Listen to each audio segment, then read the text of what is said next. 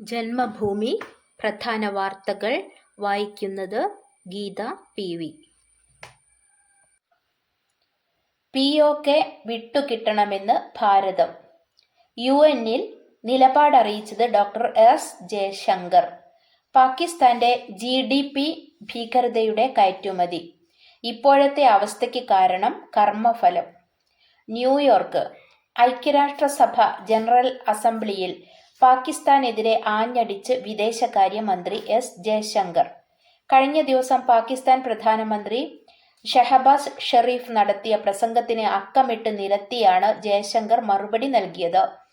പാകിസ്ഥാൻ നിയമവിരുദ്ധമായി കൈവശപ്പെടുത്തിയ ഭാരതത്തിന്റെ പ്രദേശം വിട്ടുനൽകുന്നതും ഭീകരവാദത്തോടുള്ള പാകിസ്ഥാന്റെ ദീർഘകാല ബന്ധം ഉപേക്ഷിക്കുന്നതും മാത്രമാണ് പരിഹരിക്കപ്പെടേണ്ട പ്രശ്നമെന്ന് ജയശങ്കർ വ്യക്തമാക്കി. ജമ്മു കാശ്മീരിലെ സ്ഥിതിവിശേഷത്തെ പാലസ്തീനുമായി താരതമ്യപ്പെടുത്തിയ പാക് പ്രധാനമന്ത്രിക്ക് ചുട്ട മറുപടിയാണ് പാക് അധിനിവേശ കാശ്മീർ ഭാരതത്തിന് വിട്ടു നൽകണമെന്ന ആവശ്യം UN-ൽ അവതരിപ്പിച്ചത്. ഇതോടെ കാശ്മീരിലെ പാകിസ്ഥാന്റെ അധിനിവേശം ലോകരാജ്യങ്ങളിൽ ചർച്ചയാക്കുവാൻ ഭാരതത്തിനായി. പല രാജ്യങ്ങളും അവരുടെ നിയന്ത്രണത്തിന് അതീതമായ സാഹചര്യങ്ങൾ കാരണം പിന്തള്ളപ്പെടുന്നു. എന്നാൽ ചിലർ വിനാശകരമായ പ്രത്യാഘാതങ്ങളോടെ ബോധപൂർവമായ തെരഞ്ഞെടുപ്പുകൾ നടത്തുന്നതിന് പാകിസ്ഥാൻ ഉദാഹരണമാണ്. അവരുടെ പ്രവർത്തനങ്ങളുടെ അനന്തരഫലങ്ങൾ അവർ തന്നെ അനുഭവിക്കേണ്ടി വരും. 1947 രൂപീകൃതമായ സമയം മുതൽ ഏറ്റവും മോശമായ സാമ്പത്തിക സ്ഥിതിയാണ് പാകിസ്ഥാനുള്ളത്. വിനാശകരമായ പ്രത്യാഘാതങ്ങൾ ഉണ്ടാകുമെന്നറിഞ്ഞിട്ടും നാശം മാത്രം ലക്ഷ്യമിട്ട് നടത്തിയ പ്രവർത്തനങ്ങളാണ് സമ്പദ് വ്യവസ്ഥ പിന്നോട്ടു പോകാൻ കാരണമായത്. അവരുടെ ദുഷ്പ്രവൃത്തികൾ അയൽപക്ക രാജ്യങ്ങളെയും ബാധിക്കുന്നു. പാകിസ്ഥാന്റെ GDP ഭീകരവാദത്തിന്റെ രൂപത്തിലുള്ള കയറ്റുമതിയുടെ അടിസ്ഥാനത്തിൽ മാത്രമേ അളക്കാൻ കഴിയൂവെന്നും ജയശങ്കർ പറഞ്ഞു. കണക്ക് തീർത്ത് ഇസ്രയേൽ, തരിപ്പണമായി ഹിസ്ബുള്ള. Tel Aviv. ലെബനനിലെ ഹിസ്ബുള്ള ഭീകരരുടെ തലവൻ ഹസൻ നസ്രുള്ള കൊല്ലപ്പെട്ടതിന് പിന്നാലെ മറ്റൊരു പ്രമുഖ കമാൻഡറെയും ഇസ്രയേൽ വധിച്ചു. ബെയ്റൂട്ടിൽ നടത്തിയ വ്യോമാക്രമണത്തിലാണ് ഹിസ്ബുള്ള സീനിയർ കമാൻഡർ നബീൽ കൗക്കിനെ വധിച്ചതെന്ന് ഇസ്രയേൽ സൈന്യം പറഞ്ഞു. ഹസൻ നസ്രുള്ളയുടെ പിൻഗാമിയുമായ മുതിർന്ന നേതാവ് നബീൽ കൗക്കിനെ വധിച്ചതോടെ ഇസ്രയേൽ ആക്രമണത്തിനു മുൻപിൽ ഹിസ്ബുള്ള തകർന്ന് തരിപ്പണമായിരിക്കുകയാണ്. നബീൽ കൗക്ക് വ്യോമാക്രമണത്തിൽ കൊല്ലപ്പെട്ട കാര്യം ഹിസ്ബുള്ളയും സ്ഥിരീകരിച്ചിട്ടുണ്ട്. ഹിസ്ബുള്ളയുടെ പ്രിവന്റീവ് സെക്യൂരിറ്റി യൂണിറ്റിന്റെ കമാൻഡറും സെൻട്രൽ കൗൺസിൽ അംഗവുമായ കൗക്കിനെ മിലിറ്ററി ഇന്റലിജൻസിന്റെ കൃത്യമായ നിർദ്ദേശപ്രകാരം യുദ്ധവിമാനങ്ങൾ ലക്ഷ്യമിട്ട് ഇല്ലാതാക്കിയതായി ഇസ്രായേൽ സൈന്യം പോസ്റ്റ് ചെയ്തു. നസ്രുള്ള ഉൾപ്പെടെ ഈ വർഷം ഹിസ്ബുള്ളയുടെ വിവിധ മേഖലകളിലെ 20 കമാൻഡർമാരെ വധിച്ചതായി ഇസ്രായേൽ സൈന്യം പറഞ്ഞു. കഴിഞ്ഞ ആഴ്ചയിലാണ് കൂടുതൽ പേരും കൊല്ലപ്പെട്ടത്. ഈ കമാൻഡർമാർ റോക്കറ്റ് ഡിവിഷൻ മുതൽ എലൈറ്റ് റെഡ്വാൻ ഫോഴ്സ് വരെയുള്ള യൂണിറ്റുകളെ നയിച്ചവരാണ്. അതേസമയം ജിഹാദ് കൗൺസിലിലെ പ്രധാന നേതാക്കളെല്ലാം കൊല്ലപ്പെട്ടുവെന്ന് അന്താരാഷ്ട്ര മാധ്യമങ്ങൾ റിപ്പോർട്ട് ചെയ്യുന്നു. ആക്രമണ പദ്ധതികൾക്ക് നേതൃത്വം നൽകുന്നത് ഈ വിഭാഗമാണ്.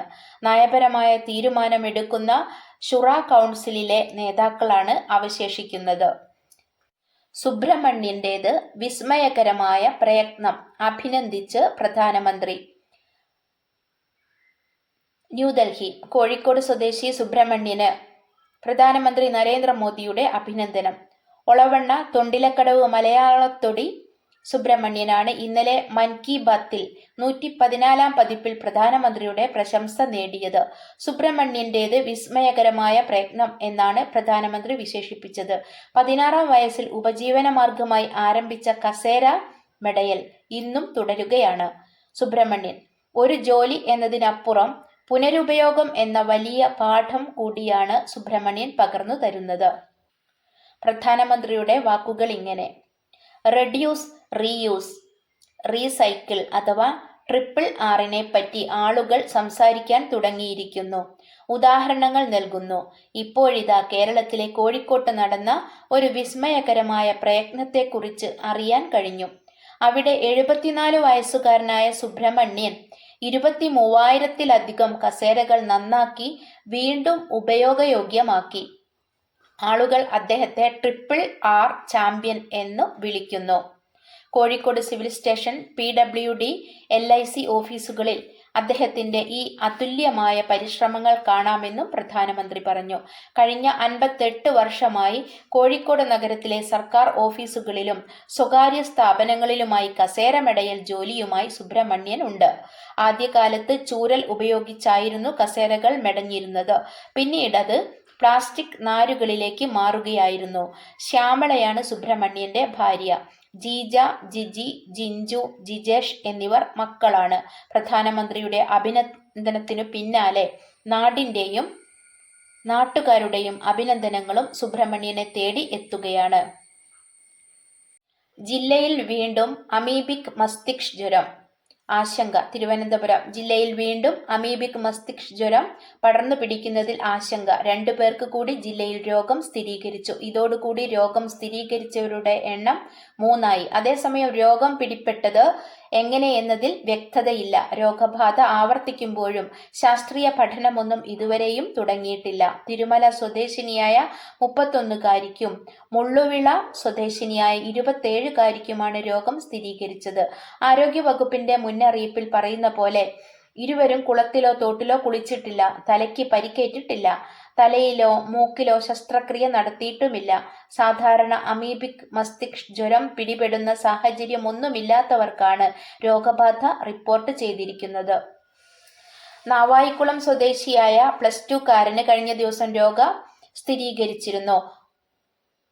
മരുതിക്കുന്ന് വാർഡിലെ പൊതുകുളത്തിൽ ഉത്രാട ദിനത്തിൽ കുളിച്ചതിന് പിന്നാലെയായിരുന്നു വിദ്യാർത്ഥിക്ക് രോഗലക്ഷണം ഉണ്ടായത്. കൂടെ കുളിച്ച 2 പേർക്ക് ലക്ഷണമില്ലെങ്കിലും ഇവർ നിരീക്ഷണത്തിലാണ്. നിലവിൽ തിരുവനന്തപുരം മെഡിക്കൽ കോളേജ് ആശുപത്രിയിൽ ചികിത്സയിലുള്ള 3 പേരുടെയും ആരോഗ്യനിലയിൽ കാര്യമായ പ്രശ്നങ്ങളില്ല. വില്ലാളി വീരനാകാൻ നന്ദുവിന് കോമ്പൗണ്ട് ബോ വേണം. തിരുവനന്തപുരം. കേരളത്തിൽ അധികം പ്രചാരം നേടാത്ത ഒരു കായിക ഇനമാണ് ആർച്ചറി. അമ്പും വില്ലും ഉപയോഗിക്കുന്ന ഒരു കലയും കായിക വിനോദവും കൂടിയാണ് അമ്പെയ്ത്ത് അഥവാ ആർച്ചറി എന്നറിയപ്പെടുന്നത്. പരിമിതികൾക്കുള്ളിൽ നിന്നുകൊണ്ട് ആർച്ചറിയിൽ അസൂയാവഹമായ നേട്ടങ്ങൾ സ്വന്തമാക്കിയ +1 വിദ്യാർത്ഥിയാണ് നന്ദകിഷോർ കാരാപ്പിള്ളി. കുഞ്ഞുനാൾ മുതൽ തന്നെ ഈർക്കിലിൽ അമ്പും വില്ലും ഉണ്ടാക്കി കളിക്കുന്നത് നന്ദകിഷോറിന്റെ വിനോദമായിരുന്നു. ഗവൺമെന്റ് മോഡൽ സ്കൂളിൽ 9ാം ക്ലാസ്സിൽ പഠിക്കുമ്പോഴാണ് സ്കൂളിൽ ആർച്ചറി ക്ലബ്ബ് തുടങ്ങുന്നു എന്നറിഞ്ഞത്. അമ്പെയ്ത്ത് പരിശീലിക്കണം എന്നാഗ്രഹിച്ച് നടന്ന നന്ദകിഷോർ മോഡൽ സ്കൂളിലെ ആർച്ചറി ക്ലബ്ബിൽ ചേർന്നു. കുറഞ്ഞ സമയം കൊണ്ട് തന്നെ ആർച്ചറിയിൽ മികവ് തെളിയിച്ച നന്ദകിഷോർ കോച്ചിന്റെ ശ്രദ്ധ പിടിച്ചുപറ്റി. Archery coach Amrutha P. Nair നന്ദകിഷോറിന്റെ മാതാപിതാക്കളുമായി ബന്ധപ്പെട്ടു.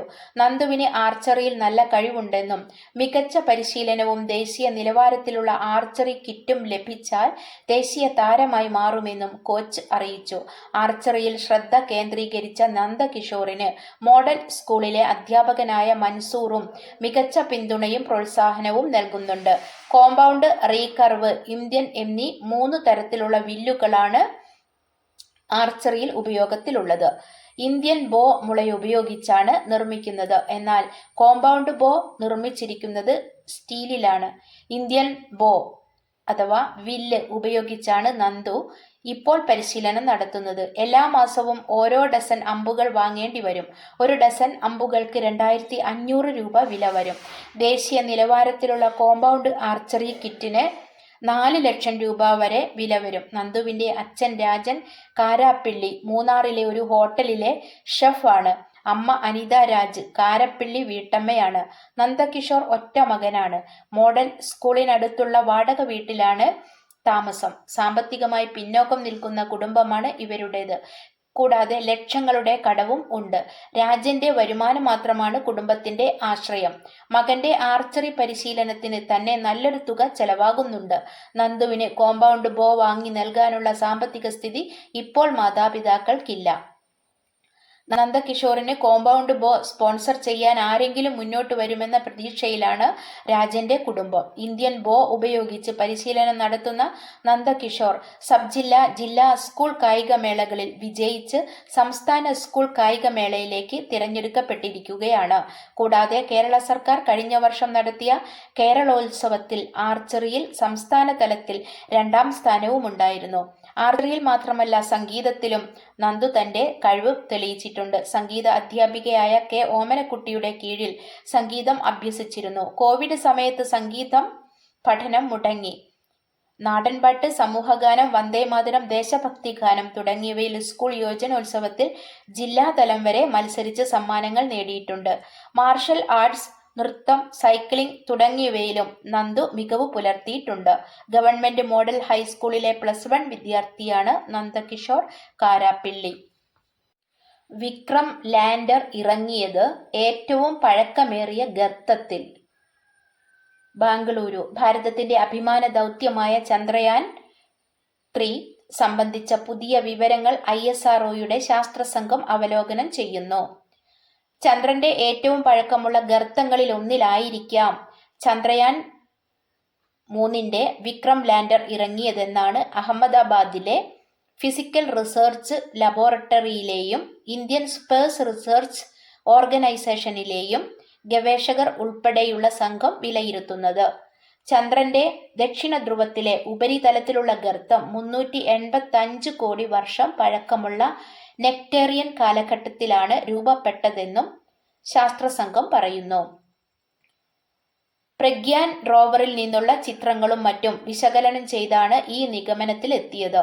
ചന്ദ്രന്റെ ഉപരിതലത്തിലേക്ക് ഒരു ഛിന്നഗ്രഹം വന്നിടിച്ചപ്പോഴാണ് 300 കിലോമീറ്റർ വ്യാസമുള്ള ഗർത്തം രൂപപ്പെട്ടതെന്നാണ് നിഗമനം. ISRO വിക്ഷേപിച്ച ചന്ദ്രയാൻ 3 ചന്ദ്രന്റെ ദക്ഷിണ ധ്രുവത്തിന് സമീപം 2023 ആഗസ്റ്റ് 23-നാണ് സോഫ്റ്റ് ലാൻഡിംഗ് നടത്തിയത്. വിക്രം ലാൻഡർ ഇറങ്ങിയ പ്രദേശത്തെ ശിവശക്തി പോയിന്റ് എന്ന് പേരിട്ടിരുന്നു. ശുചീകരണ പ്രവർത്തനങ്ങളിൽ പരമാവധി പേർ പങ്കാളികളാവണം. മോദി. ന്യൂഡൽഹി. സ്വച്ഛ് ഭാരത് മിഷൻ ക്യാമ്പയിനുമായി ബന്ധപ്പെട്ട് നടക്കുന്ന ശുചീകരണ പ്രവർത്തനങ്ങളിൽ പരമാവധി പേർ പങ്കാളികളാകണമെന്ന് പ്രധാനമന്ത്രി നരേന്ദ്രമോദി. മൻ കി ബാത്തിൽ സംസാരിക്കുകയായിരുന്നു അദ്ദേഹം. ഈ ക്യാമ്പയിൻ ഒരു ദിവസമോ ഒരു വർഷമോ അല്ല, കാലങ്ങളായി തുടരേണ്ട പ്രവർത്തനമാണ്. ശുചിത്വം നമ്മുടെ സ്വഭാവമാകുന്നതുവരെ ഇത് ചെയ്യണം. രാജ്യത്തിന്റെ എല്ലാ ഭാഗത്തും ശുചിത്വവുമായി ബന്ധപ്പെട്ട് ചില പ്രത്യേക ശ്രമങ്ങൾ നടക്കുന്നുണ്ടെന്നും ഉദാഹരണ സഹിതം പ്രധാനമന്ത്രി പറഞ്ഞു. ഒക്ടോബർ 2-ന് സ്വച്ഛ് ഭാരത് മിഷന് 10 വർഷം തികയുകയാണെന്ന് പ്രധാനമന്ത്രി ചൂണ്ടിക്കാട്ടി. ഭാരത ചരിത്രത്തിലെ ഒരു വലിയ ബഹുജന പ്രസ്ഥാനമാക്കി സ്വച്ഛ് ഭാരത് മിഷനെ മാറ്റിയവരെ അഭിനന്ദിക്കുന്നു. ജീവിതത്തിലുടനീളം ഈ ലക്ഷ്യത്തിനായി അർപ്പണബോധത്തോടെ നിലകൊണ്ട ഗാന്ധിജിക്കുള്ള യഥാർത്ഥ ആദരവ് കൂടിയാണിത്. 10 വർഷം തികയുന്ന മേക്ക് ഇൻ ഇന്ത്യ ക്യാമ്പയിൻ, പ്രാദേശിക ഉൽപ്പന്നങ്ങൾ പ്രോത്സാഹനം നൽകൽ എന്നിവയെക്കുറിച്ചും പ്രധാനമന്ത്രി സംസാരിച്ചു. സുനിത വില്യംസിനെ തിരിച്ചെത്തിക്കൽ. ഫാൽക്കൺ 9 വിക്ഷേപണം വിജയം. വാഷിംഗ്ടൺ. ബോയിംഗ് സ്റ്റാർലൈനർ ദൗത്യത്തിലെ യന്ത്രത്തകരാറു മൂലം അന്താരാഷ്ട്ര ബഹിരാകാശ നിലയത്തിൽ ISS തുടരുന്ന ബഹിരാകാശ സഞ്ചാരികളെ തിരിച്ചെത്തിക്കാനുള്ള സ്പേസ് എക്സ് ദൗത്യത്തിന് തുടക്കം. ഇതിനായി അമേരിക്കയിലെ ഫ്ലോറിഡയിലെ കോപ്പ് കനാവറലിൽ നിന്ന് സ്പേസ് എക്സിന്റെ ഫാൽക്കൺ 9 റോക്കറ്റ് കുതിച്ചുയർന്നു. 2 സീറ്റ് ഒഴിച്ചിട്ടാണ് റോക്കറ്റ് ബഹിരാകാശത്തേക്ക് കുതിച്ചത്. ബഹിരാകാശ സഞ്ചാരികളായ സുനിത വില്യംസ്, ബച്ച് വിൽമോർ എന്നിവരെ തിരികെ എത്തിക്കുകയാണ് സ്പേസ് എക്സിന്റെ ക്രൂ 9 ദൗത്യത്തിലൂടെ ലക്ഷ്യമിടുന്നത്. ക്രൂഡ് മിഷന് ആയി ഉപയോഗിക്കുന്ന പുതിയ ലോഞ്ച് പാഡ് ഉപയോഗിച്ചായിരുന്നു ഫാൽക്കൺ 9 റോക്കറ്റിന്റെ വിക്ഷേപണം. ആദ്യമായാണ് ഇത്തരമൊരു പരീക്ഷണം സ്പേസ് എക്സ് നടത്തുന്നത്. നാസയുടെ ബഹിരാകാശ സഞ്ചാരിനിക്ക് ഹേഗും റഷ്യൻ ബഹിരാകാശ സഞ്ചാരി അലക്സാണ്ടർ ഗോർബുനോവുമാണ് റോക്കറ്റിലുള്ളത്. വിക്ഷേപണം വിജയകരമായതിന് പിന്നാലെ നാസ മേധാവി ബിൽ നെൽസൺ അഭിനന്ദനം അറിയിച്ചു. നക്ഷത്രങ്ങളിൽ വരെ പര്യവേക്ഷണത്തിന്റെയും കാലഘട്ടത്തിലൂടെയാണ് കടന്നു പോകുന്നതെന്ന് അദ്ദേഹം എക്സിൽ കുറിച്ചു. ഫെബ്രുവരിയിലാകും ബഹിരാകാശ നിലയത്തിൽ നിന്ന് പേടകം യാത്ര തിരിക്കുക. മടക്കയാത്രയിൽ സുനിത വില്യംസും ബുച്ച് വിൽമോറും പേടകത്തിലുണ്ടാകും. ജൂണിലാണ് സുനിതയും വിൽമോറും സ്റ്റാർ ലൈനർ പേടകത്തിൽ ബഹിരാകാശ നിലയത്തിലേക്ക് യാത്ര തിരിച്ചത്. 8 ദിവസത്തെ ദൗത്യം പേടകത്തിന്റെ സാങ്കേതിക തകരാർ കാരണം മാസങ്ങൾ നീണ്ടു. സ്റ്റാർ ലൈനറിന്റെ 28 ത്രസ്റ്ററുകളിൽ 5 തകരാറിലായിരുന്നു.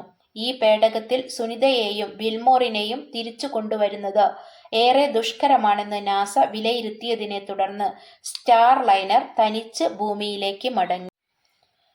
കായികം. സമനിലയോടെ ബ്ലാസ്റ്റേഴ്സ് ഗുവാഹത്തി.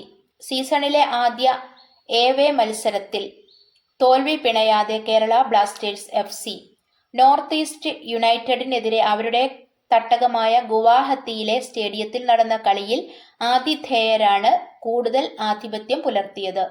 ഇരു ടീമുകളും ഓരോ ഗോൾ വീതം നേടി സമനില പാലിക്കുകയായിരുന്നു. ഗോളില്ലാതെ അവസാനിച്ച ആദ്യ പകുതിക്ക് ശേഷമാണ് മത്സരത്തിലെ 2 ഗോളുകളും പിറന്നത്. 1 ഗോൾ പിന്നിൽ നിന്ന ശേഷമാണ് ബ്ലാസ്റ്റേഴ്സ് സമനില കണ്ടെത്തിയത്. കളിക്ക് 58 മിനിറ്റായപ്പോൾ അലൈദീൻ അജറായെ നോർത്ത് ഈസ്റ്റിനെ മുന്നിലെത്തിച്ചു. 9 മിനിറ്റ് ശേഷം നോഹ് സദോയി നേടിയ ഗോളിൽ ബ്ലാസ്റ്റേഴ്സ് ഒപ്പമെത്തി. കളിയുടെ 82 മിനിറ്റിൽ നോർത്ത് ഈസ്റ്റ് 10 പേരായി ചുരുങ്ങിയത് ബ്ലാസ്റ്റേഴ്സിന് മുതലാക്കാനായില്ല. IOA അംഗങ്ങളുടെ കത്ത്. കായിക രംഗത്തെ മുന്നേറ്റം തടയാനുള്ള നീക്കം. PT Usha. New Delhi. Indian Olympic association IOA-നിലെ 12 എക്സിക്യൂട്ടീവ് അംഗങ്ങൾ അന്താരാഷ്ട്ര ഒളിമ്പിക് കമ്മിറ്റി IOC-ക്ക് കത്തയച്ചതിൽ പ്രതികരണവുമായി IOA അധ്യക്ഷ PT ഉഷ. കായിക രംഗത്ത് ഭാരതം നേടിയെടുത്തുകൊണ്ടിരിക്കുന്ന പുരോഗതിയും മുന്നേറ്റവും തടസ്സപ്പെടുത്തുന്നവരാണ് കത്തിന് പിന്നിലെ എന്ന് ഉഷ പറഞ്ഞു. രാജ്യത്തെ ഓരോ അത്ലറ്റിന്റെയും അവർക്കായി കഠിനാധ്വാനം ചെയ്യുന്ന ഓരോരുത്തരുടെയും പ്രവർത്തനങ്ങളെ ബാധിക്കുന്ന തരത്തിലാണ് എക്സിക്യൂട്ടീവ് അംഗങ്ങളുടെ പ്രവർത്തനമെന്ന് എക്സിൽ കുറിച്ച വിശദീകരണത്തിൽ ഉഷ പറഞ്ഞു.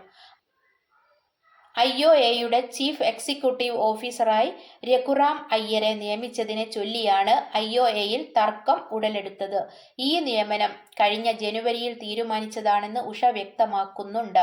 മാത്രമല്ല IOA ഭരണഘടന പ്രകാരം കൂടുതൽ നീട്ടിവെക്കാനാകാത്തതിനാലാണ് CEO-യെ നിയമിച്ചത്. കത്ത് IOC തള്ളിക്കളഞ്ഞതായാണ് സൂചന. CEO നിയമനം IOA-യുടെ ആഭ്യന്തര വിഷയമാണെന്നും അതിൽ ഇടപെടാനാകില്ലെന്നും കത്തയച്ചവരെ IOC അറിയിച്ചെന്നാണ് റിപ്പോർട്ട്. ഭാരതം ഇരട്ട സ്വർണവുമായി തുടങ്ങി. ലിമ. ISSF ജൂനിയർ ലോക ചാമ്പ്യൻഷിപ്പിൽ ഭാരതത്തിന് ഇരട്ട സ്വർണം.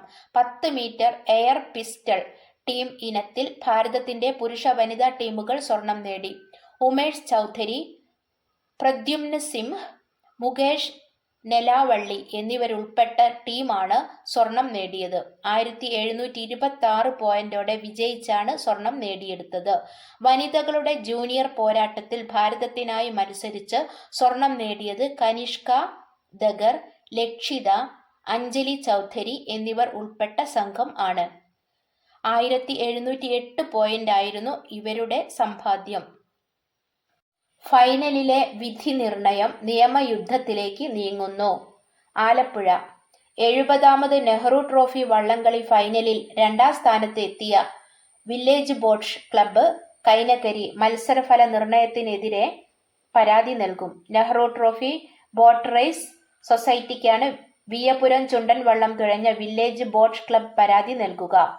ജില്ലാ കളക്ടർ ചെയർമാനും സബ് കളക്ടർ സെക്രട്ടറിയുമായ സൊസൈറ്റിയിൽ നിരവധി ബോട്ട് ക്ലബ്ബ് ഭാരവാഹികളും അംഗങ്ങളാണ്. കഴിഞ്ഞ ദിവസം നടന്ന ഫൈനലിൽ 5 മൈക്രോ സെക്കൻഡിന്റെ വ്യത്യാസത്തിലാണ് പള്ളാത്തുരുത്തി ബോട്ട് ക്ലബ്ബ് തുഴഞ്ഞ കാരിച്ചാൽ ചുണ്ടന് പിന്നിൽ വിയപുരം ചുണ്ടൻ 2ാം സ്ഥാനത്ത് ഫിനിഷ് ചെയ്തത്. ഫൈനൽ മത്സരം പൂർത്തിയാക്കിയതിന് പിന്നാലെ ഫലം സ്ക്രീനിൽ തെളിഞ്ഞപ്പോൾ 2 ചുണ്ടൻ വള്ളങ്ങളും ഒരേ സമയത്ത് തന്നെയാണ് ഫിനിഷ് ചെയ്തതായി കാണിച്ചതെന്ന് കൈനകരി വില്ലേജ് ബോട്ട് ക്ലബ്ബ് ആരോപിക്കുന്നു. പ്രതിഷേധിച്ച കൈനകരി വില്ലേജ് ബോട്ട് ക്ലബ്ബ് അംഗങ്ങളെ പോലീസ് ബലം പ്രയോഗിച്ച് നീക്കിയെന്നും ആരോപണം ഉണ്ട്. നെഹ്റു പവലിയനിൽ വെച്ചാണ് സമാധാനപരമായി പ്രതിഷേധിച്ചിരുന്ന ബോട്ട് ക്ലബ് അംഗങ്ങൾക്കെതിരെ ബലപ്രയോഗം നടന്നതെന്നാണ് ആരോപണം. 3 തുഴച്ചിൽക്കാർക്ക് പോലീസ് അതിക്രമങ്ങളിൽ പരിക്കേറ്റു. സംസ്ഥാന സീനിയർ ബാസ്കറ്റ് ബോൾ ചാമ്പ്യൻഷിപ്പ് നാളെ മുതൽ. കൊച്ചി. കേരള സംസ്ഥാന ബാസ്കറ്റ് ബോൾ ചാമ്പ്യൻഷിപ്പിന്റെ 68ാം പതിപ്പ് നാളെ കൊച്ചിയിൽ ആരംഭിക്കും. കടവന്ത്രയിലെ റീജിയണൽ സ്പോർട്സ് സെന്ററിൽ ഇതിനുള്ള ഒരുക്കങ്ങൾ പൂർത്തിയായി കഴിഞ്ഞു. വരുന്ന ജനുവരി 5 മുതൽ 12 വരെ ഗുജറാത്തിലെ ഭാവ്നഗറിൽ നടക്കുന്ന 74ാമത് സീനിയർ ദേശീയ ചാമ്പ്യൻഷിപ്പിന്റെ മുന്നോടിയാണ് സംസ്ഥാന ചാമ്പ്യൻഷിപ്പ് സംഘടിപ്പിക്കുന്നത്. 6 ദിവസം നീണ്ടുനിൽക്കുന്ന ചാമ്പ്യൻഷിപ്പിൽ പുരുഷ വിഭാഗത്തിൽ 14 ജില്ലകളെ പ്രതിനിധാനം ചെയ്തും ടീമുകളുണ്ട്. വനിതാ വിഭാഗത്തിൽ 11 ടീമുകൾ മാത്രമാണ് മത്സരിക്കുക. പുരുഷന്മാരിൽ എറണാകുളവും വനിതകളിൽ തിരുവനന്തപുരവുമാണ് നിലവിലെ ചാമ്പ്യന്മാർ. ഡിആർക്ക് 1 fitness managing director Vishnu S നായരും ഭീമ ജ്വൽസ് പ്രൈവറ്റ് ലിമിറ്റഡ് ചെയർമാനുമായ ബിന്ദു മാധവ് ചാമ്പ്യൻഷിപ്പ് ഔദ്യോഗികമായി ഉദ്ഘാടനം ചെയ്യും. ശുഭദിനം. നന്ദി.